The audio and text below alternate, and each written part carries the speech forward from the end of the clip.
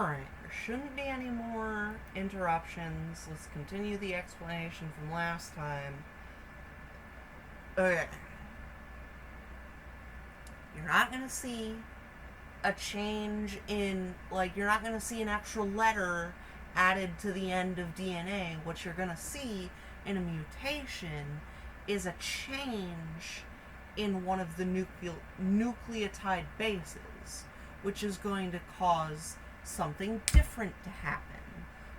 And what will happen really depends on what that change is. Now, a lot of the time, it will, quote, code for literally the same thing. So, it's not a change, nothing happens, but sometimes it will change to something else. And it can be, it can change something, it can get rid of something, it can add something. But this sort of process is completely random. So, most of the time when you see natural selection, what you're seeing is those random things. If one of those random things is helpful to the creature in its environment, it will keep it, because it will live, and the ones who are less fit for that environment will die off. And eventually, that particular creature will pass on its different genetic, quote, code, which will then make its adaptation more common, because it's passing on that information. That's what that is. Thanks for listening to fucking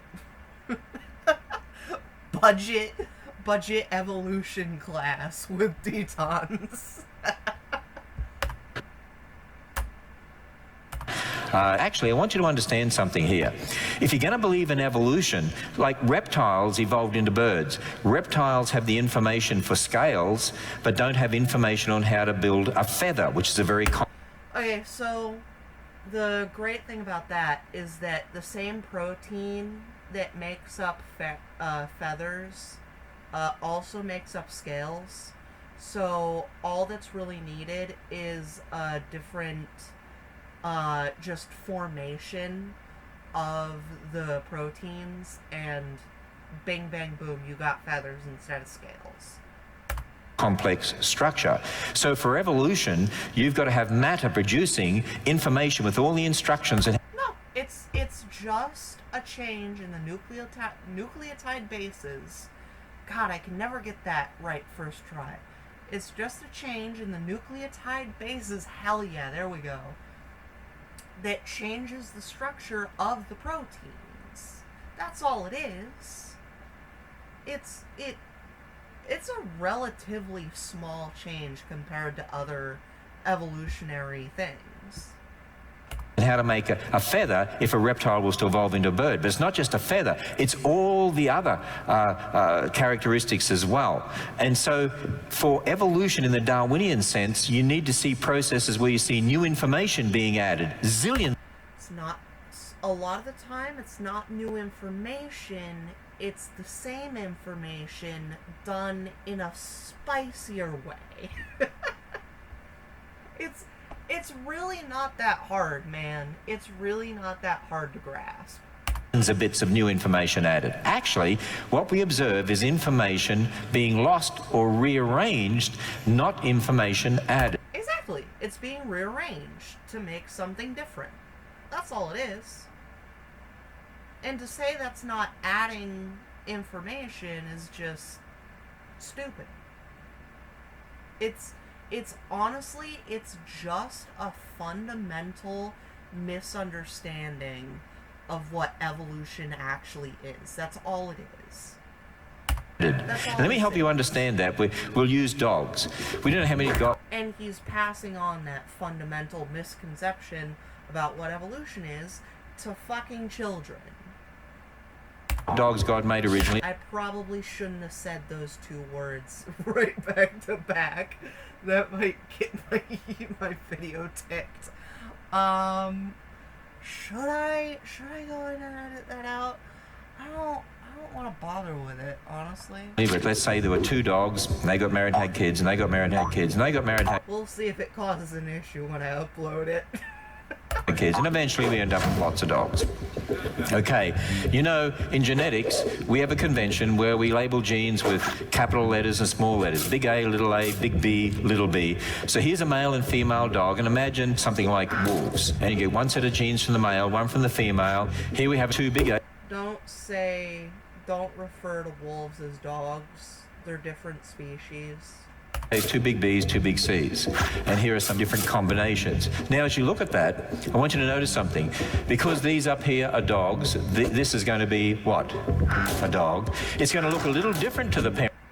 Why? It doesn't have any new information, but you know what it does have? It's got a different combination of information. Yeah, the different combination. Dude, do you know what the difference in the combination of information between you and a banana is? You gotta understand that these small changes in the genetic code create big after effects. You gotta understand that. This, like, if you were to just change a line in, like, computer code, like, it would fuck up the whole thing. But the thing is that the natural selection would, like, we're talking about if something was changed in natural selection, that one with the big change would die off. It's only the beneficial big change, which may completely change the game entirely.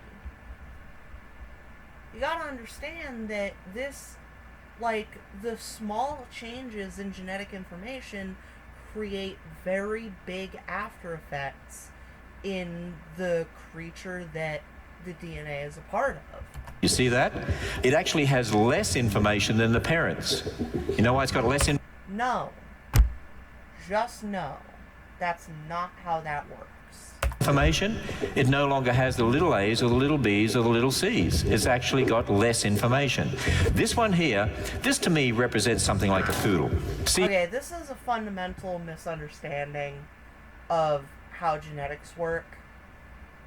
You're not having a loss of information per se.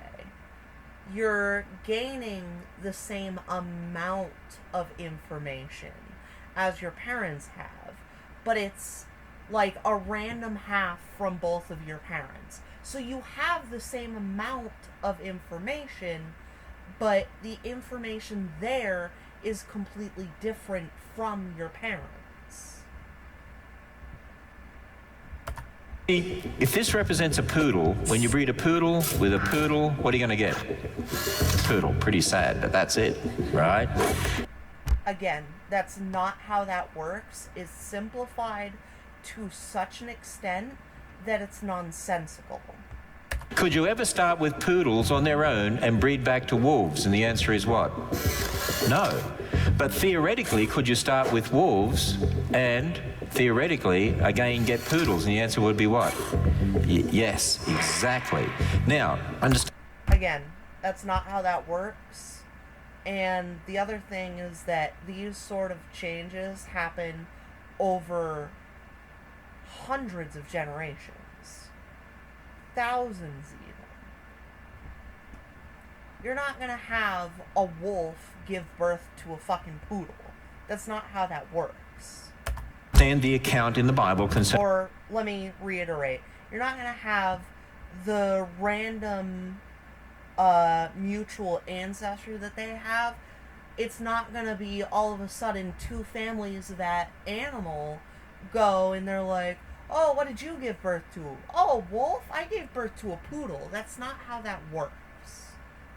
Turning Noah's Ark, two of every kind was to go on board Noah's Ark. So if dogs are all one family and there are 2 dogs on Noah's Ark. Dog is a species, not a family. Then when they came off the Ark, You would be thinking of canines, not dogs. eventually they produce more dogs and you'd end up with a population of dogs, okay? But they're not going to stay... Okay. I want you to think about this for a second.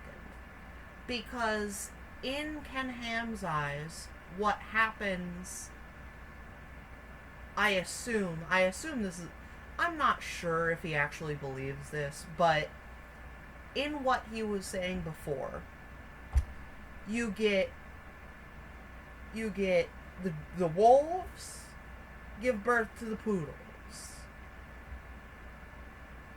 What's to say that they don't have some random information that changes and they don't become something else? Like, he's given no evidence, and he's really poorly refuting a straw man argument. Together. What's going to happen is they're going to split up and move to different places on the earth, and as they do, because the incredible amount of variability in the genes, eventually you'll end up with distinct groups, even forming different species, and now you're redistributing the information and you're losing information from certain groups, the opposite of evolution. Who's heard of the term natural selection? Yeah, well, natural selection... Okay. Once again, I explained this earlier. Natural selection is taking that random mutation and focusing it. The ones that are less suited to their environment die. The ones who are more suited to their environment live. They live on to reproduce and pass on their more suitable traits. Over time, this changes the population. Like what were the birds? The ones at the Galapagos Islands. Was it the Galapagos Islands? The ones Darwin studied. We observe natural... It was finches. Yeah, finches. Selection. Darwin was right about natural selection. Who's heard of the term adaptation? Yes, well, adaptation is what's happening here, and speciation, forming different species. Calling it right here. He's gonna split hairs between microevolution and macroevolution. Once again, microevolution causes macroevolution over time. See, those terms are used in the secular textbooks to tell students evolution's true. Actually, when you understand natural selection, adaptation, speciation, it's the opposite of Darwinian evolution. It's evidence against evolution, the opposite of what's taught in most of the public school textbooks. Let me help you understand this further. Here are 2 dogs that have an S gene and an L gene. S for short hair, L for long hair. S and L together give a medium hair length dog, okay? So these were the 2 dogs, if you like, on Noah's Ark. So they fall... Man, I've said my stuff was budget evolution with D-Tods. This shit is even lower quality, to be honest. in love, and they have offspring. And they have one that inherits an S gene from each of the parents. That one has 2 S genes. It's going to look different to the parents. Does it have different information? Well, it's not new information. It's a new combination of information. But it's going to look a little different because it's got a different combination. And then you might get one that looks like the parent. Okay. The issue here is that he's drawing like 2 different letters and showing like 3 different outcomes. The thing is, with actual genetics, you've got 15,000, which is being super low. That's super low. There's hundreds of thousands of combinations.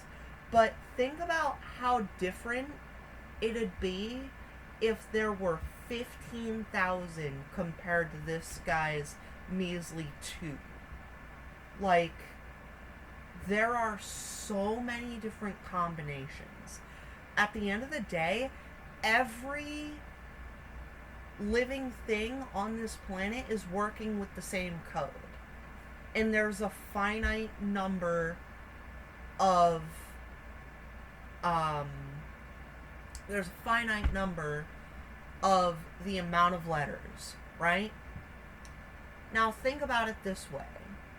If the amount of letters is 500,000, if that's the amount of letters, and everybody has the same 500,000, what do you want to bet that the chances of something changing so much over the course of successive generations make it so that make it so that, I don't know, 100,000 of those letters are different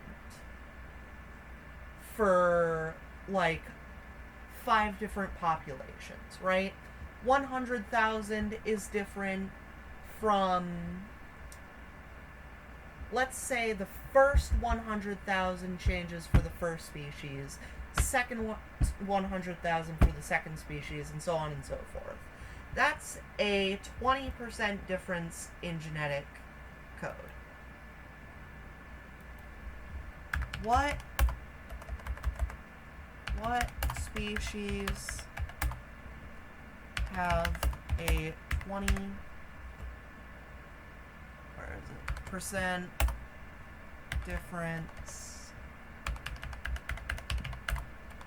in DNA to humans?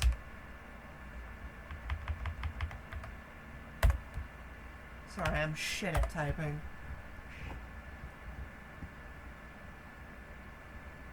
Okay, chimpanzees have a 1.2% difference in their DNA compared to us. 1.2% difference. And that's out of 600 million base pair differences.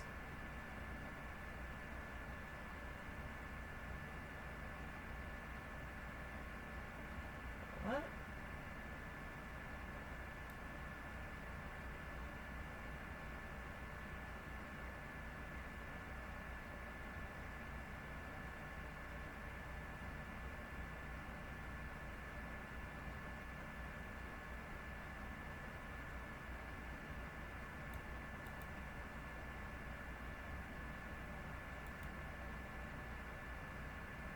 Humans and cats, 90%. Humans and dogs, 94%. Humans and crows, or cows, it's cows, 80%.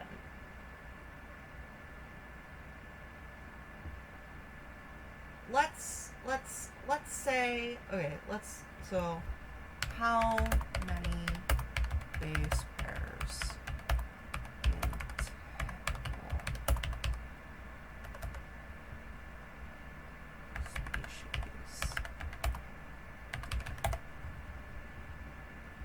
3 billion base pairs. How many base pairs are changed between generations?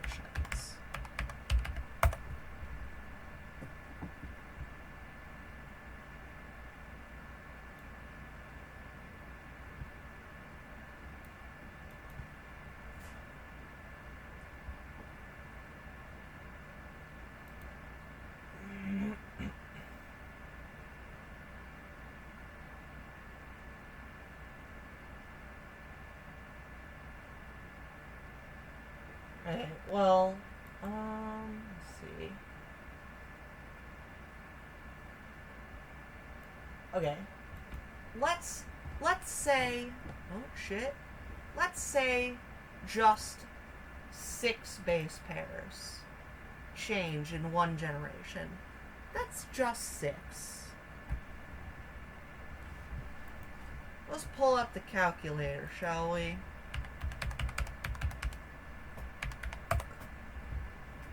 Let's say about 6% changes with each generation, right? 6%. Let's do 100 generations.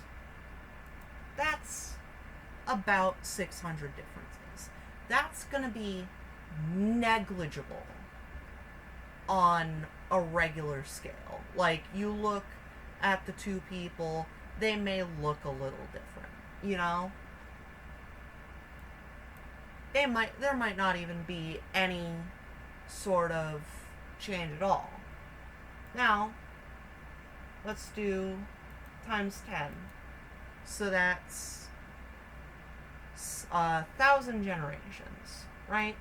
6,000 base pairs different. You know what? Let's go for another 1,000. So 1 million generations.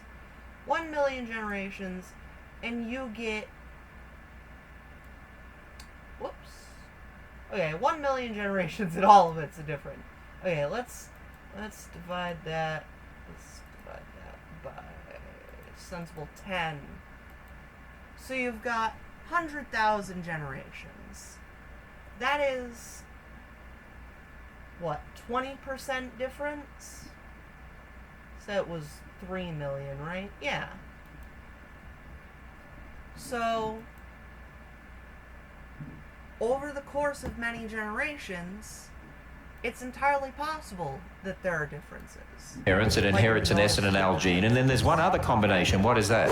Al and Al. Oh, it's got something new. Well, it's got a new combination of information, but the information was already there in the parents. It's just the new combination.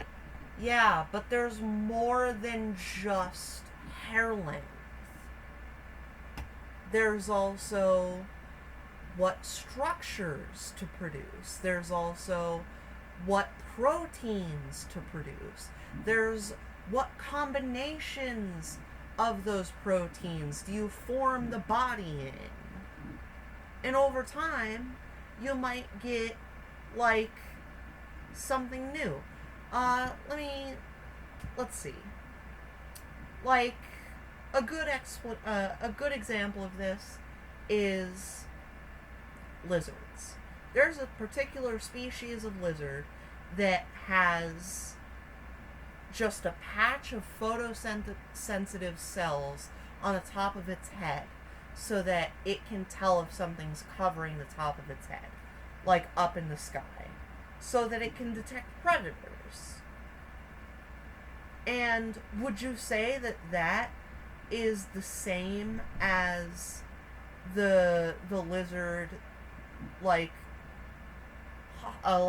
several hundred generations before, that didn't have the patch of photosensitive cells? God, I can't fucking speak today. It's not the same creature now.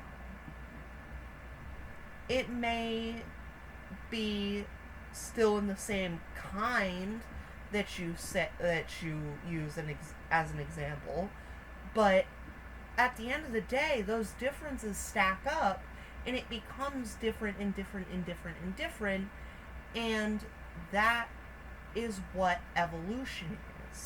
Of information. Now, the dogs move towards a cold climate.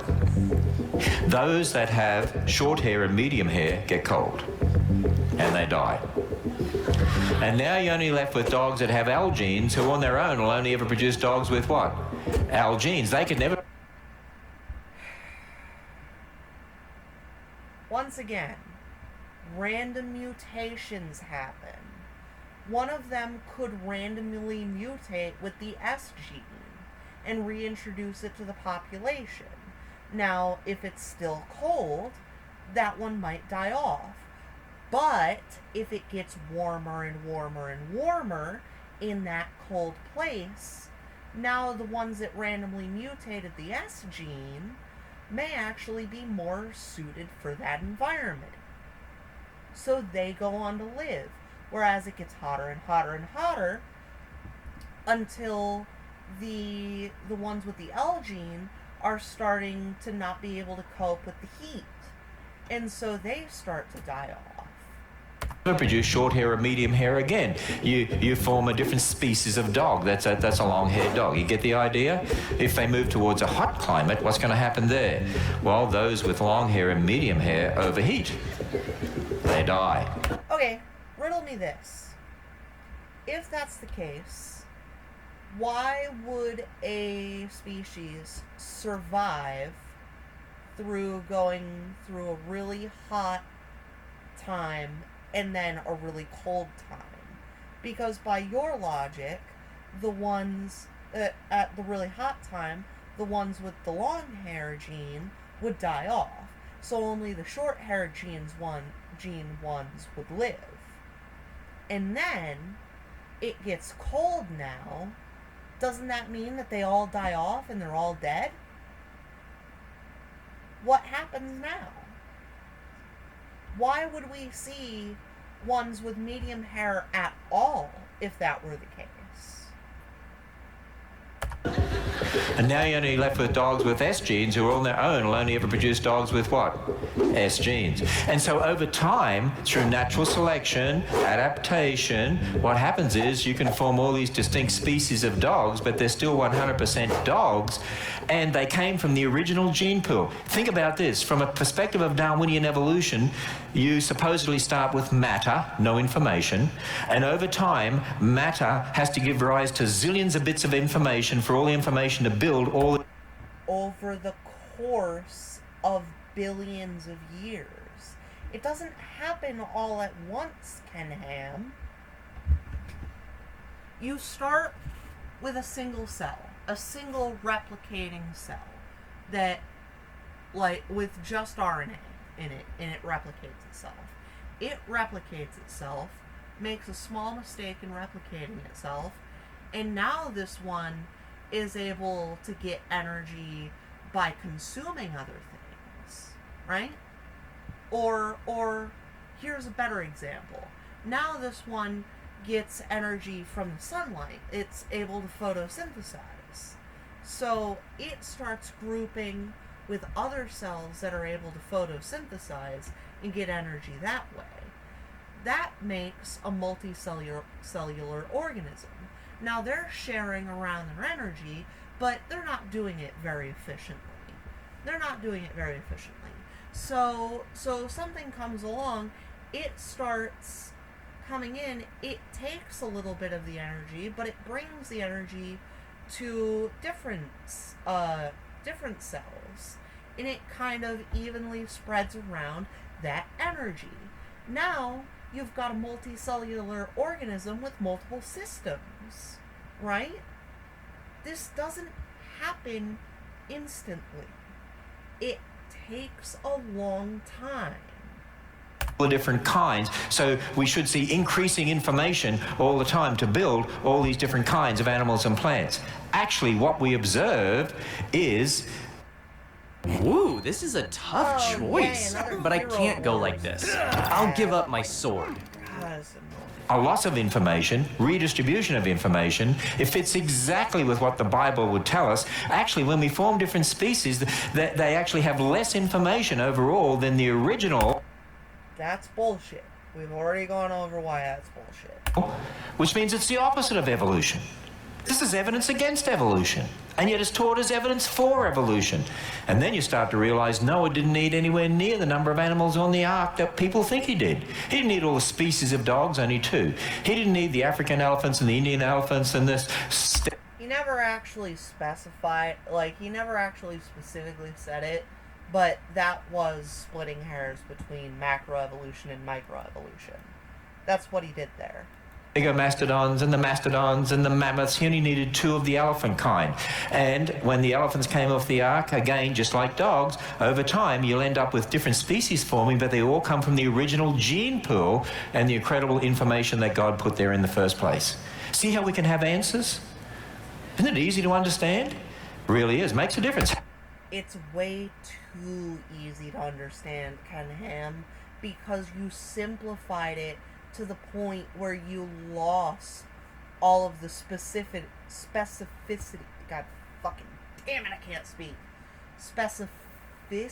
God damn. It lost all the specifics that actually make the science viable. This helps you understand this. The Bible got it right about biology. Wow. No, it did not. because it really is the Word of God. Now, you're getting more excited about being a Christian? I hope so. Well, another question I get asked a lot is this. Oh, if we all go back to Adam and Eve, where did Cain get his wife? The Bible tells us that Adam and Eve had what? Cain and Abel and who else? Seth. And the Bible also tells us Adam was the first man, 1 Corinthians 15:45, that Eve was given that name because she was to be the mother of all the living, right? In other words, the Bible makes it clear there was one man and one woman to start with. And if you got one man and one woman, even in Acts 17 verse 26, Paul says God made of one blood all nations of men for to dwell on the face of the earth. We're all related. So we all go back to Adam and Eve. But then Genesis 5:4 says Adam had sons and what? Daughters. So originally brothers must... Okay, so I've talked about this before too. And it's that if literally the entire human population was boiled down to 2 people and then they went on to repopulate the planet, the sheer amount of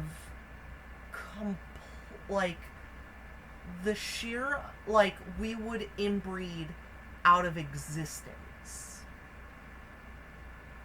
When inbreeding happens, good things start to become scarce.